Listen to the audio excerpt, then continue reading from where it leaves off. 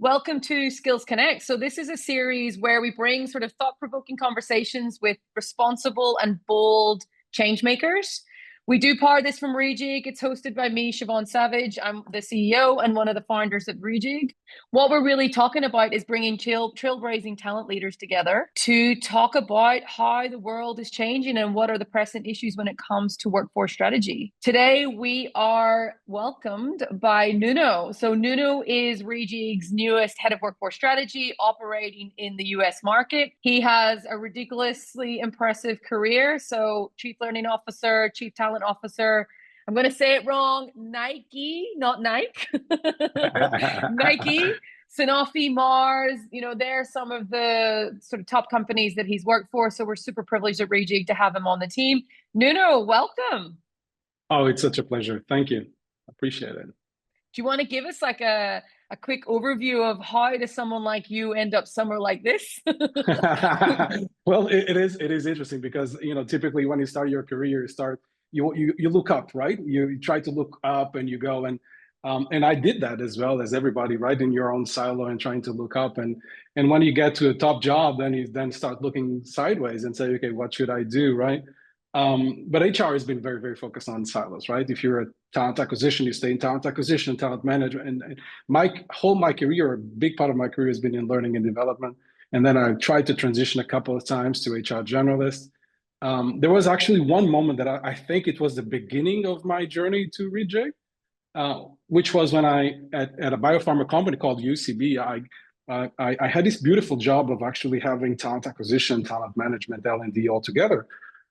It was when I started to understand that we all needed a bigger, tighter connection to the business, because ultimately we didn't have insights. We were almost always navigating on site. So that was the first connection with strategic workforce planning, which was a little bit of a bad word at that time, and really understanding how do we transition business to talent, to learning, and kind of a build by borrow strategy and all of that. So a beautiful setup there. A few years later at Mars, attempted to do the exact same thing. And then Reejig. Reejig for me is, and I tell you this often, and you probably are tired to hear this, but I fell in love with Reejig with the fact that Reejig is now able to start powering kind of the organizations to start making good workforce decisions. The reality is that in the past 25 years or so, a lot of the decisions were very around weak data and around political games. And right now, we actually empower the organizations to be able to have sound and purposeful, intentional decisions. It's been what I've been trying to do all my life.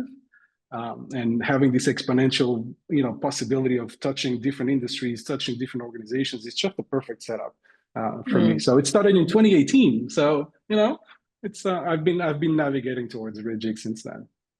Yeah, amazing. And we're super excited to have you here. One of the things that was really important for me when building the company was, obviously I'm kind of from the other side. I'm from the HR workforce strategy space, right? And I think because we're solving something that's so like complicated and new and different, and like we've been trying to solve it for as long as I've been alive in my career, we were really focused on having experts that had, been in the trenches, who understood, have deep empathy for the problem.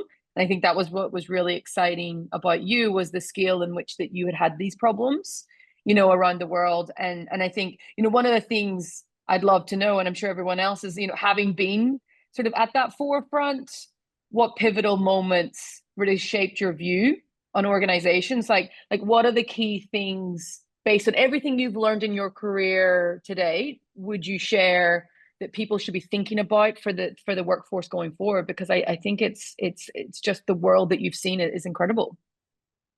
There's a pivotal moment, and I still think it was the 2018 moment where I was in the pharmaceutical industry, and the really interesting thing that most of the people don't realize is that in the pharmaceutical industry, you have some exclusivity from your drugs for a certain period of time, and then you lose your patent, right? I don't know if people understand how, from a financial perspective, that impacts an organization. we're talking an 80% decrease in revenue from one day to the other, from December Mm, 31st to 1st of January. So if you're running a business and you have 80% of revenue coming, you're going to look for opportunities to streamline, right? And of course, in most of organizations, that streamlining goes to people, right? So UCB at that time, from my perspective, much ahead of many others, was understanding kind of the pipelines from both immunology and neurology, and understanding that yes, medical affairs or salespeople would have transferable skills. So the interesting thing is bringing all the pipeline together and then understanding at a company level what would be the impact of people mm, ahead of the loss of patent, and then understanding where you need to reskill. For me, it was when I start seeing, and we've seen examples in the past 12 months of companies downsizing because I don't think they have enough foresight of what's coming. Because the cost, it's not. I don't think it's about the cost because there's a lot of cost in firing and hiring. It's about the foresight. It's about the data, the intelligence, yeah. the proactivity to understand if this is happening, what we're going to do from a Mm-hmm. people side. But it's not only from a people side because of people, but it's also from a business perspective. If you're every time that you're downsizing your organization, you're impacting your culture, you're impacting the climate, the psychological safety of your organization, that will one way or the other damage your reputation, damage your organizational culture as well. So that was the beginning when I started to see the whole of the movement of people, and starting to think that I believe that in HR we need to start having HR that understands what the future is looking at, and be able to have enough workforce intelligence, because now we can use those words, workforce intelligence, to decide what we need to do for the sake of the organization and ultimately for the sake of people as well. Yeah. One of my pet peeves, as you know, is talking to HR leaders, executives who have no idea how much the company makes. They have no idea about what they've been saying at the board meetings in terms of their earnings calls. Like for me, I feel like, and I've been pretty vocal about this, even with customers. I'm like, come on, guys, like you got to know this information. If like our workforce strategy should not be designed without the business in mind. Like they have to be connected to what is the critical events right now that are happening across the workforce. What is the next couple of years strategic plan? What does the workforce actually look like? Most of that information, if you're not being told it, is in the earnings goals. And it doesn't Yeah, take long for you to go in and quickly, and you can even on GPT, like I get my teams to do it yeah, all the time. Like go find the company, look at the last earnings calls, put it into ChatGPT, ask it to transcribe it, and really concisely focus on the areas with connected to operational efficiency, workforce strategy, AI implementation. What are the key things that they're mentioning? Because I feel like, and you and I've had this conversation a lot of times, that it's like really important right now for folks to be doing that. And then the workforce strategies come after that. Like you kind of have to start there and then start thinking about your workforce strategy. And that's something that we've been really focused on, you, me, Jacinta, and the team, around making sure that when we're talking to customers, that we're leading with like, we understand your business, we know who you are, and mm-hmm. crazily, most of the time, they don't know. We know more than they know. Mm-hmm. And that's a thing. I think that sort of being at the front, and you've been very commercially driven, which is another reason why we were really interested in hiring you, because you're very interested in not only just the actual HR elements per se, but actually how the business actually works, what's important, that those critical events, which is really great in this new era, right? So everyone is kind of hyped up on AI agents. I personally believe that, this is a once in a generation change to work. I Mm-hmm. feel like this is bigger than anything we'll ever experience in our careers, full stop. And, you've pointed out that many learning strategies are out of date. So that was kind of pre me hiring you. That was the conversation that got me interested, because I've been pretty like, is this it? Is this how we're thinking about it? Talk me through why you believe the traditional methods are sort of outdated when it comes to reskilling, to talent development. So first, do two things. Tell me what you see as the problem, and then tell me how you think about sort of how we would we would solve it. Like Yeah. how do those two things?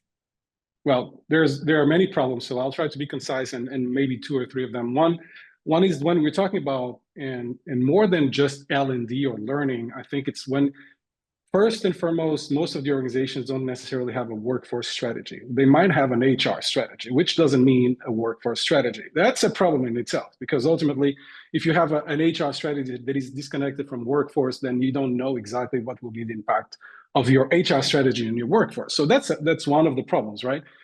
The other problem is, for me, is the silos that HR is into, right? And we've talked about this. The reality is that you have the business HRs that are very close to the business as they need to be. Then you have L&D, TA, talent management, all of that in very much of a silo. What happens from a build perspective, and more than just L&D, I'd like to talk about a build perspective, because it's also around internal mobility. It's also around kind of succession planning, career management, and so on. What happens is that there are so many handshakes, from the business with the BHRs, then from the BHRs to whoever is doing the bridging to the rest of the HR organization, from that leadership team to the right. So most of the times it doesn't translate. And even as a chief learning officer, a lot of the times people would knock on my door and say, listen, we need to be much more digital. Look at the strategy. And I said, okay, hold on, but what does that mean? Being more digital where? Like in marketing, in sales, everywhere, in HR, in IT. We got to be more agile. We need to like agility, innovation, entrepreneurship, and it's right. It's and then what happens? Here's the thing. Here's the conundrum. As a chief learning officer, you're going to say, listen, I think I know because I actually listened to the calls. Is this in marketing? Oh, we don't know. Hold on, but that's you want to have a different go-to-market approach, and that's what I've heard our CEO say. Is this? Do we know what roles? So what happens is that then we enter like in a diagnostic phase, an assessment phase that takes like 3 weeks, 4 weeks, 6 weeks, 8 weeks, right? So that we really understand what this is, right? When we're lucky, it takes like 2 or 3 months. And then once we do, then we need to understand, okay, who are the subject matter experts? What are we going to do? And then we need to start designing. And design traditionally takes somewhere around at least 6 weeks, 8 weeks, 12 weeks, 3 months. In some cases, I've seen examples where a design of executive development programs took like 12 to 18 months. So when we get to the end of all of this, the need is no longer there, or the need is very different. People have left. So we have two options. And I think we had this conversation yesterday. We have two options. We actually try to understand and do something that, it's the right investment based on information that is outdated, but it's the right investment. Or we just build something that is very generic, right? And hoping that it will cover somehow the needs that we've identified. And I've seen both happening, and I hate both of them. And I think there's right now an opportunity for us to actually spin and have a much better and faster impact in people development than before. So I would say those are some of the issues that we have so far. The other thing I would add to that sort of topic from my perspective, I mean, I'm not in the learning space. I'm very much so focused on workforce strategy, and optimization is kind of the way my brain kind of ticks over. Yeah. And a lot of the conversations I've been having with chief learning officers, I've been like really quite frustrated, because I'm like, like, how did you land on that? And what I'm seeing in market, right? Like, I'm sorry, I'm being really honest, but like, sometimes I'm like, I just don't understand how like where and how, like who advised you that and who you paid what to. But what I've seen in a lot of conversations in the market at the moment is a lot of chief learning officers are basically paying a consultant to predict them what are the jobs of the future. Now, this consultant is plucking those jobs out of the cloud because they have no idea. I mean, the AI companies themselves don't even know. So to say that everyone knows is kind of a bit BS to me, right? So what they're doing is they're getting these jobs plucked out of the sky where they're saying, this is now the path that all of our people are going to be driven towards because it's core capabilities that the business needs, based on no understanding of the company, no understanding of the AI implementation strategy, no understanding about supply demand, just based on these consultants said. And then what they're doing is they're spending millions of dollars buying technology, buying learning capabilities to then drive all of their people to these pathways. And then you were in one of these conversations with me the other day, and what's ended up happening is that they have to turn back to the employees and say, oh, by the way, we got that wrong. Sorry about that. And it's really frustrating because like that's just such a waste of potential. Like, what a waste of everyone's time, what a waste of money, what a waste, full stop. And I'm like, but at what point did anyone check that those jobs were legitimately real jobs other than an assumption that someone else had come up with? Like, how did we not look at where actually the AI strategy was going in the business and understand what were the tasks that were going to be actually impacted? And how do we think about like the new tasks that are going to be created because of new ways of working which require new skills, or the new skills being required because of pivots? That's kind of how my brain operates. So yeah, that's been a really interesting thing, talking to a lot of chief learning folks, that they're not sort of designing a skill building powerhouse based on the business requirements or the anticipated business need, which is based on like actual data and fact and where the business is going. And another thing I'm keen to get your take on as well. I was in a conversation not so long ago where a chief learning officer told me that it's also the responsibility of the employee to self-advocate and figure out what the pathway looks like for them. And I was kind of like slightly offended. I was like, so hold on, this person is working 2 jobs right now to stay afloat. You're now expecting them to figure out what the future of work will look like for their career path. And you're expecting them to be able to navigate themselves when you couldn't even tell me what the jobs were going to be for the future. And you're like the expert. Like, what's your take on sort of like employee, sort of like everyone needs to figure it out for themselves? Like, what do you feel your role to play is as a chief learning officer on that? Because I was a bit annoyed by that, to be honest. Here's a couple of things. So one of the things that one of the values that I've really loved with the company like Mars was a value that they have. It's called mutuality, right? And the reality is that in every single relationship, there has to be mutuality. So there's a social contract that ultimately needs to happen between an employee and a company, right?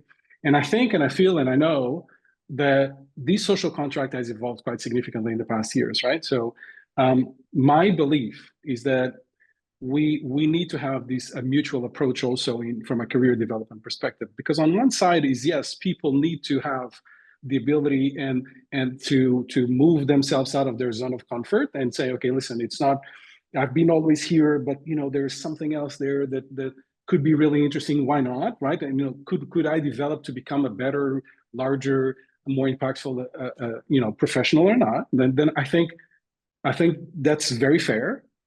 On the other side, most of the people, if HR sometimes, most of the times, don't necessarily know what are the jobs of the future, why are we asking the other 30,000 people in the organization to actually know more than HR, right?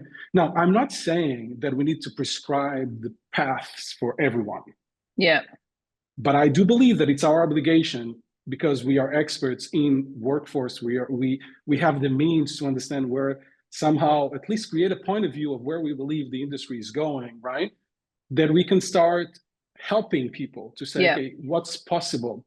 And what's possible not only because it's possible in the organization, because they're open opportunities, but, and this is also one of the things that I love also about Reejig, is that we now start to have the ability to say, listen, even if we are less explicit sometimes because of works council, we know that there are sets of jobs that will likely not exist in the future. Yeah.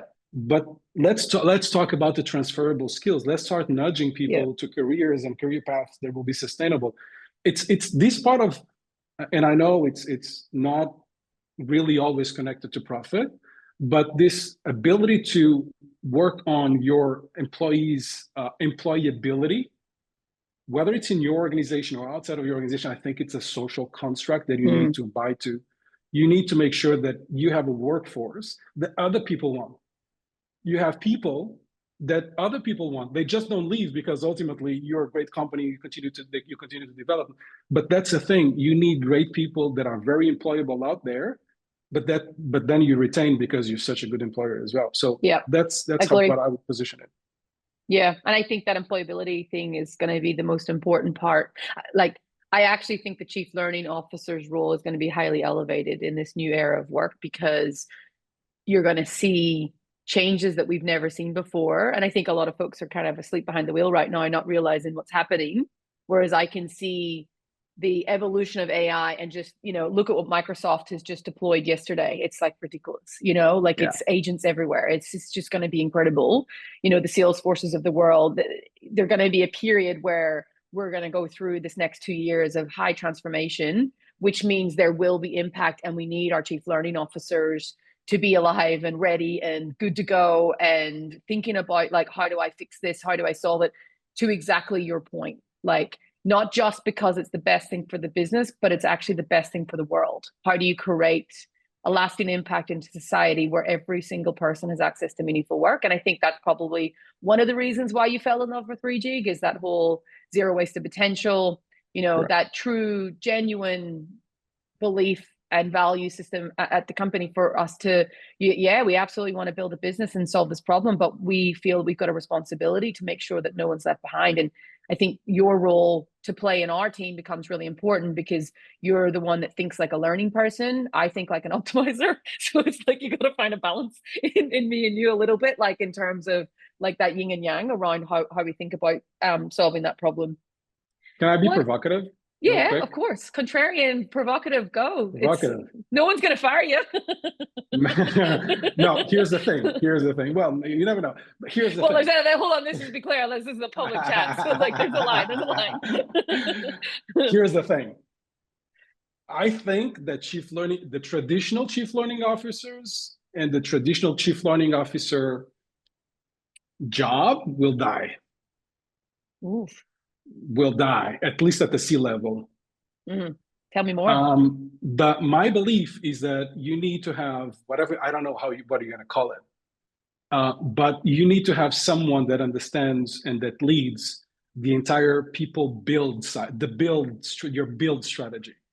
The reality is that today, the way that you have talent management in a silo and talking about performance management and career development, career pathing, all that stuff, right? All the good stuff, succession planning as well. And then you have learning and development, very focused on learning portfolios, building content. And that's a traditional thing, is how can we be more effective in building and in deploying and all of that? That traditional thing, which understandably so, we needed to be a machine that replicates a lot of that. It's not that it will die in itself, because it will still be needed, but you don't need a C-level executive to be able to do that. Yeah. So you need, especially now with Gen AI. Now, what I'm seeing in the industry is some of the job that I had back in 2018 in UCB. If you start seeing, there's a continuum where a lot of learning roles and talent management roles start to merge, because there's a lot of synergies.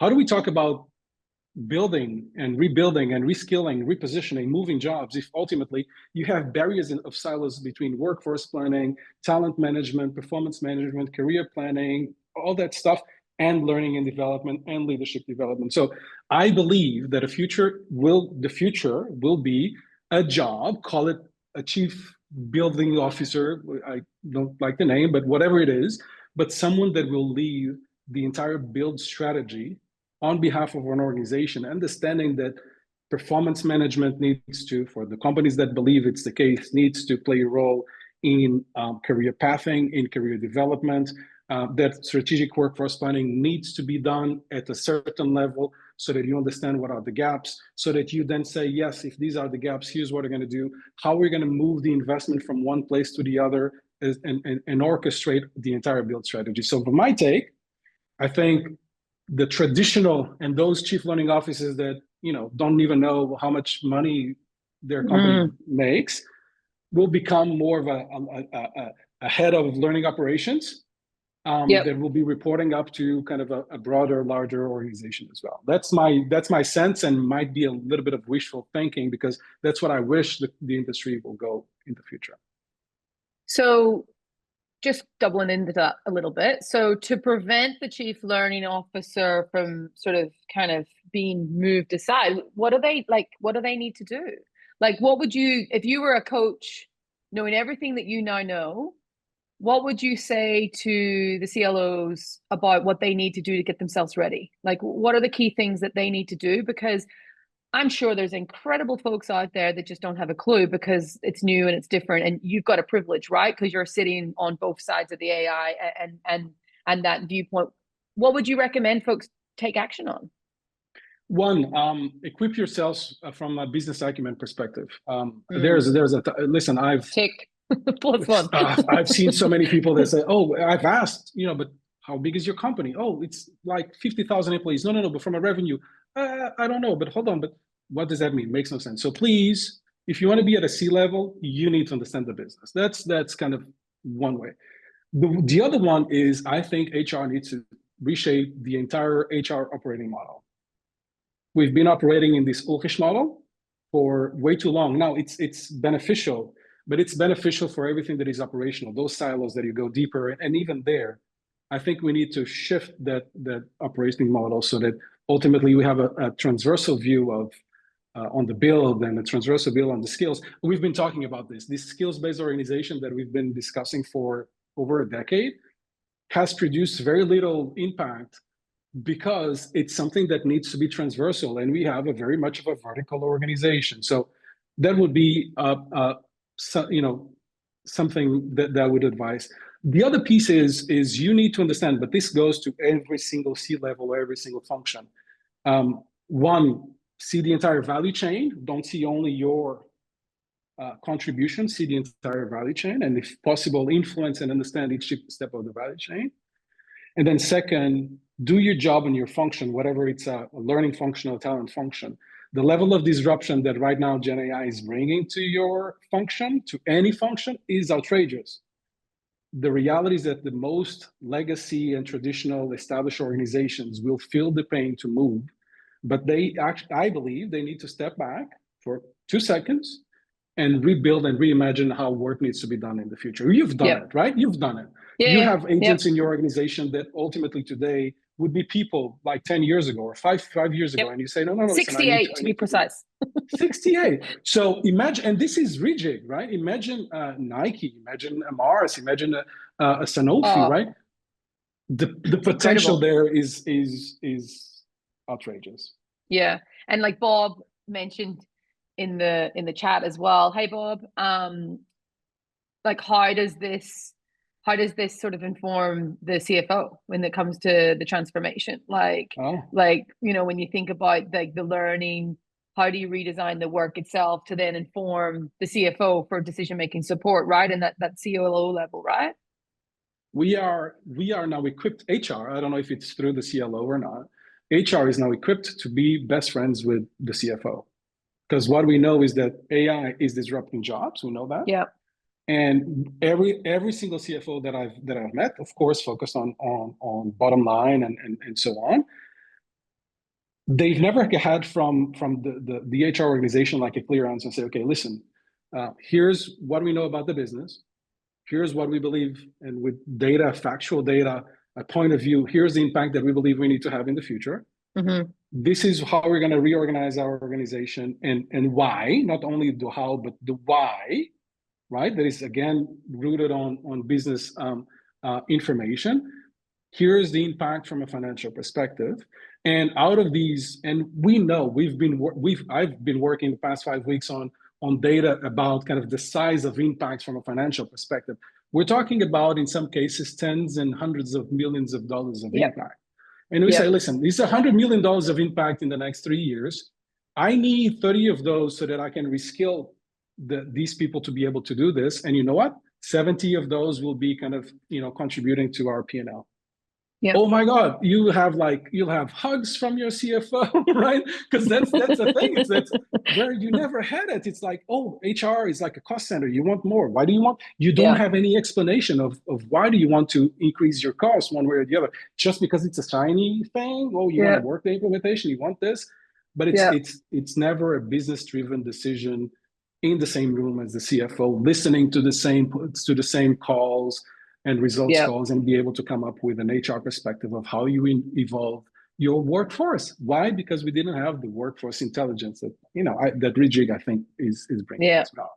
It's really funny because at the moment I feel like I'm like the chief people officer, CHRO hype girl, where I'm like in their offices getting them all hyped up about like teaching them stuff and like getting their view clear so that they can go and confidently go to the CFO, the COO, CEO and go, okay, like, let's do this. Like, and it's like a collective rather than over here and over here. And some of my favorite customers that we're working for right now, that's the mode. It's so exciting. And they're the thing I love, the best chief people officers and CHROs in the market right now are very open about this is new, and they want to sponge and absorb as much new thinking as possible so that they can kind of take really complicated things and in their brain turn it into like really simple kind of modes of thinking so that they can turn it into a strategy that then they deploy across the business.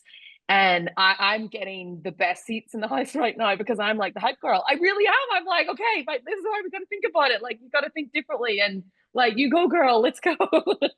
You Can can I do tell you a this. story real quick?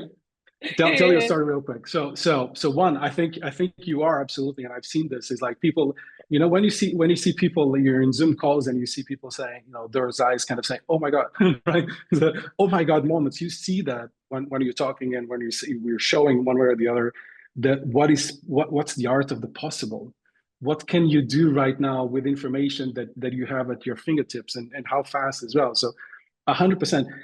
And you know this, we've talked about this. So I had the pleasure of actually leading some research on learning and talent with chief learning officers and chief talent officers throughout the summer. We're talking about a couple of dozen high-level chief talent officers and learning officers of big companies, right? So we're interested in understanding, okay, how do you take this, and what are the biggest signals of change in the industry? And one of them was one that is dear to your heart, which is just this skills-based organization. How do we power and be able to reskill people and so on? And the early in the summer, there was a lot of skepticism, and people saying, listen, I've been doing ontologies and things, and it's been so political. Oh, so much work and so on and so forth. I've been doing that for 3 years. No more. I'm done. And then as we start having conversations with others, then it's not a hype, but the fact that people are now seeing what is feasible. How can yeah, you leverage the ontologies, like the ones that we have, our industry ontologies? How can you produce information? How can you speed up and create the clarity? I have people saying, "Oh, listen, this is how I always dreamt of operating, but was never possible." And that's a thing. I believe we will have a lot of friends in at least those that want to change with us, right? But a lot of friends, both as a chief people officer, chief financial officer, the transformation officers, the IT officers, because we're finally bringing clarity to the impact of their strategies in the workforce as well. yeah. I think the other thing to add to that as well, like this was the kind of, when you get like a lightning bolt in your head and then you can't go back once you see it, you're just like, that's it. Like, once I realized, and this is really stupid of me because I knew this, yet I don't know what happened to me, but I got caught up in this whole, I mean, I spent a lot, like over 40 million building skills-based hype too, right? So I'm part of it, right? So I am the problem. But the thing that I used to work in the business. So my role was, I had a beautiful arrangement where I was kind of half HR, half in the business. So I spent most of my time with the business, and I designed a product that on the skills side that none of my business managers would ever ask for resourcing in the way that I was doing it. And we all wonder why skills based isn't cutting through to the business, because we're not talking in the same language as the business. HR does not own work. It's owned by the company and the business leaders. Right. And we're trying Right. to label it to create a system to make sense. And we try, and this is not disrespectful, it's just fact, right? We've tried to label it in some way to make sense of kind of all the madness. And what we've actually done is created a completely different language that the business doesn't resonate with. And now the kind of eye-opening thing in meetings is you can see the really smart people going, first principle thinking, this is exactly how we would do it. And then 100%. and you can see the awkward moment of uncomfortableness. And I'm like, hey, I just want to put you at ease. I've spent $40 million making this mistake. How much have you spent? Yeah, So it kind of, yeah, then everyone's like, okay, we're good. yeah. But I think I don't believe that skills based is not a thing. I believe it's skills, and I think it's skills. People have skills, work has tasks, and you require the skills to complete the tasks. So I really do believe that it's like a much sort of broader piece, and that we just haven't solved it yet. And you got to do a lot of failures before you can, actually land on the right thing, right? I think we're solving it though. I think, I was seeing Luis's question around the skills and the paths and the learning paths and so on and so forth. But the reality right now is that for us to be able to do that as a chief learning officer, you need to understand what's the work. It's exactly what you were saying, right? So I think it's not that, and I know you have the same perspective as I do. It's not that we don't believe on a skills-based organization, is that I personally believe on a skills-based organization that is powered by workforce intelligence. Yeah. It's powered by tasks. It's powered by, right? So it's not, let's not throw everything out on the skills, but the reality is that from a skills perspective, exactly as you said, how do you know if you don't know the work and the evolution of work? How do you know, oh, it's a digital skill, or it's a business acumen skill, or it's an innovation skill? How do you know how to develop everything without boiling the water? So the ocean, I think that's exactly it. You're bang on.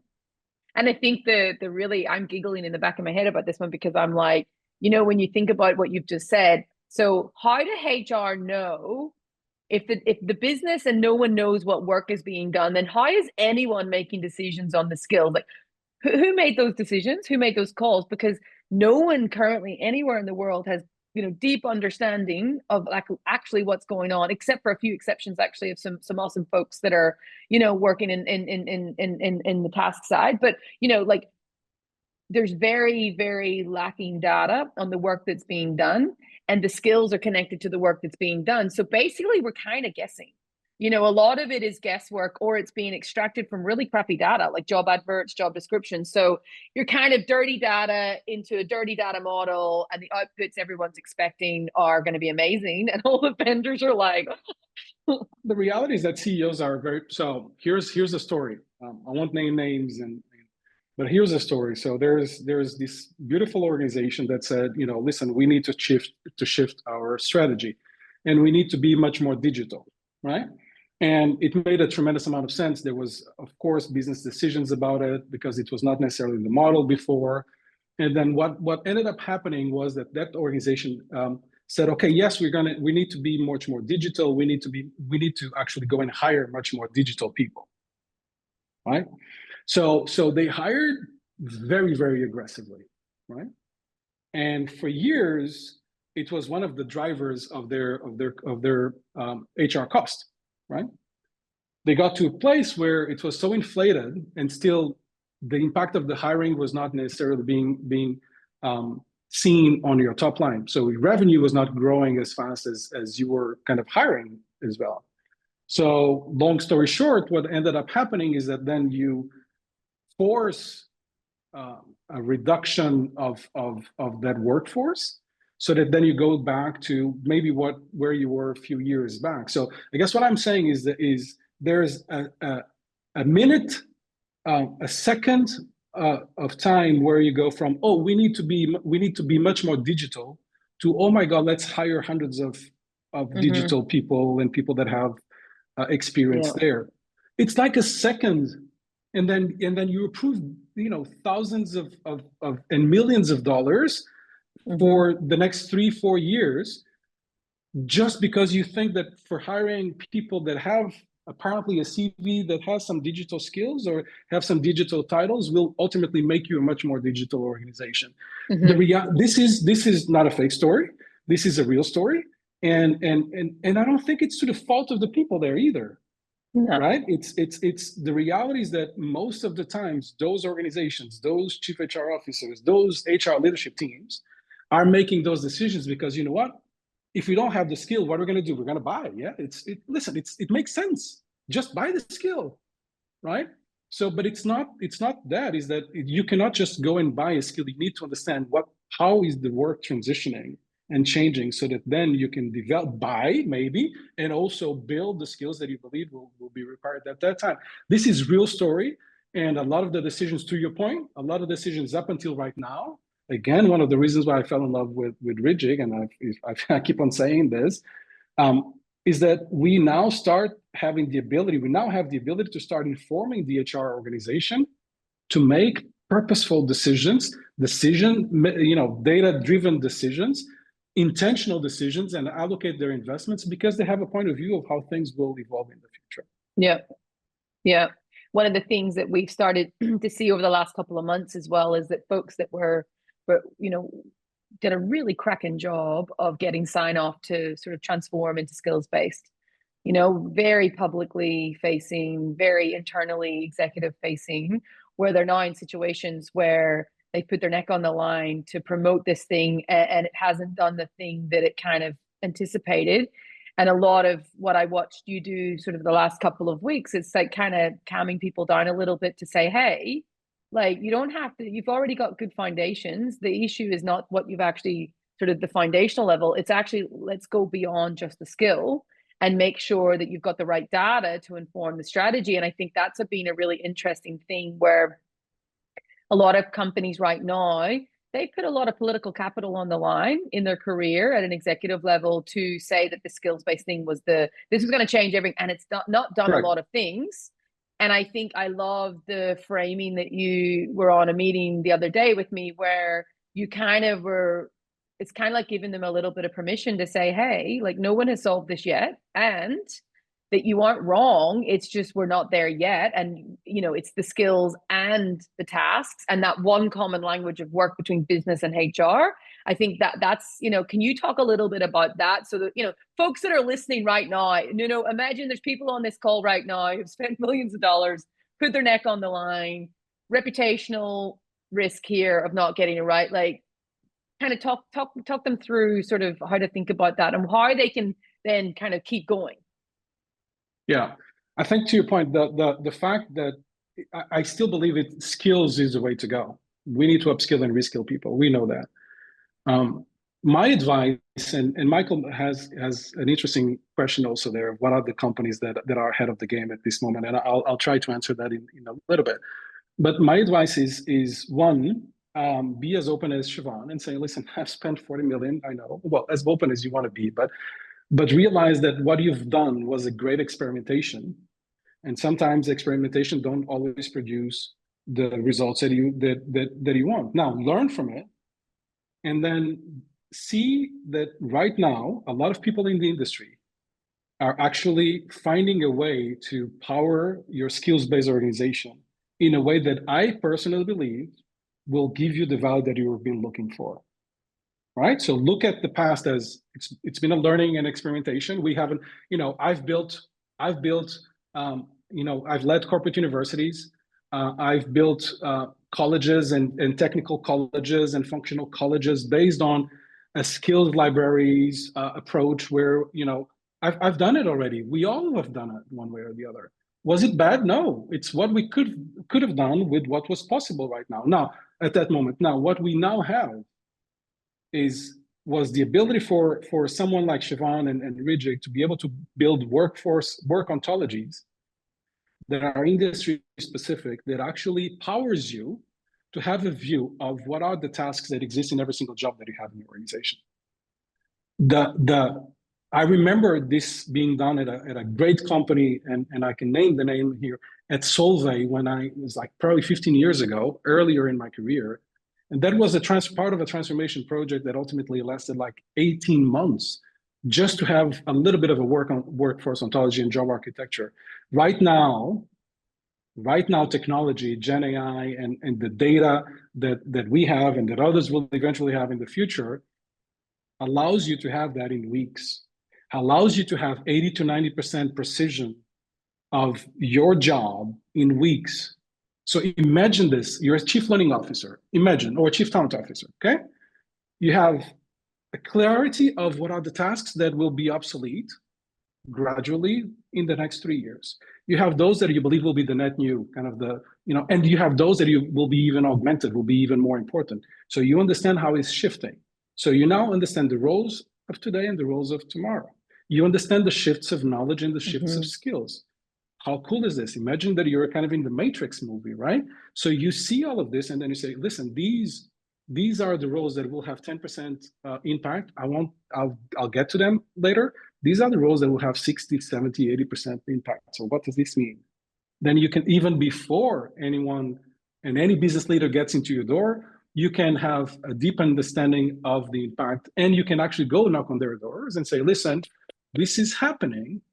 And because this is happening, here's what I'm going to do so that we can reskill people one way or the other. So see the power of this from insights, workforce insights, to then be able to translate to everything that you do in a company, mobility and career development, career planning, learning and development, leadership development, Yep. succession planning, because we finally see the lights, right? It's kind of the Yep. navigating without, not without a map. And right now you start having the map of what you need to do. Now the question is, can you read the map and can you navigate towards that direction? I think you can. And if you do that, if you keep yourself with that data and with that knowledge, there is no doubt that you'll be able to be a great chief learning officer, a great chief talent officer with phenomenal impact on your business. Yeah, I love it. I love it.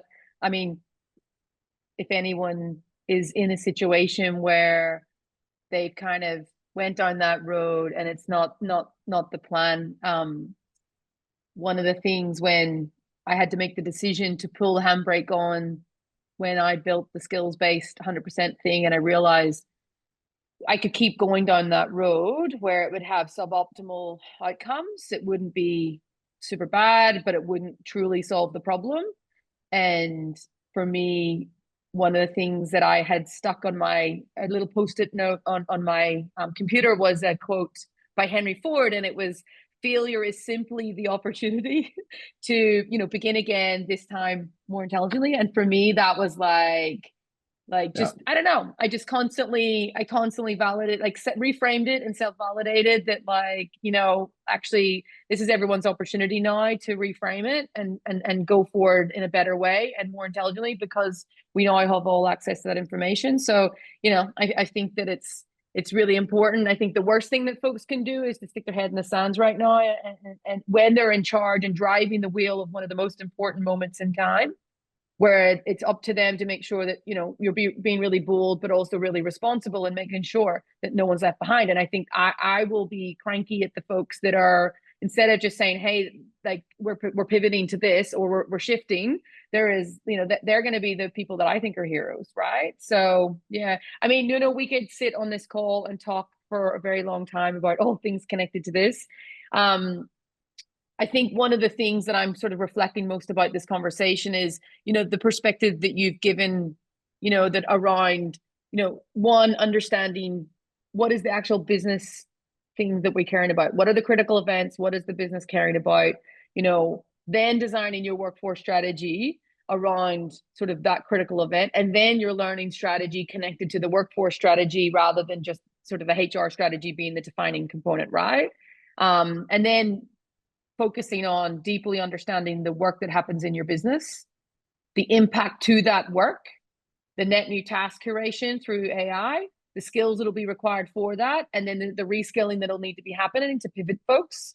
And I think everyone being brave enough to own the fact that we're not there yet, and it's like a stairway, and it's this constant building thing, and for folks just to keep going and look for more information. I really, super enjoyed this whole conversation as well. This is exactly why you're in the team, right? Because this happens. We've got so many questions that have been coming in through my DMs on LinkedIn, on the side channel. And we've tried to answer as many on the Zoom as possible. We are running out of time. So I think what we'll do is, I think we've answered most of the questions, and any of the DMs that have come in through LinkedIn, I will get back to them either through direct one-on-one posts, or whether that is through a social media kind of broader one-to-many post. We are hosting these sort of Skills Connects to really have really open conversations around what's happening in the world, what we think, what we're seeing. We're trying to be as candid as possible. There's kind of no BS radar on these calls. If you're wanting to book one of these conversations in, with your team, where you can have a conversation, where we can talk about sort of what we see within your workforce, to kind of give you that day zero thinking, to start thinking about this in a different way. You can always book in a masterclass with Nuno, with myself, or with Jacinta, who are sort of the key workforce strategists in the business. A massive thank you for everyone who's dialed in live. Look forward to hearing the comments and questions on the Spotify podcast. And Nuno, this is going to be awesome. Very excited. Already is, Siobhan. Already is. Thanks, team.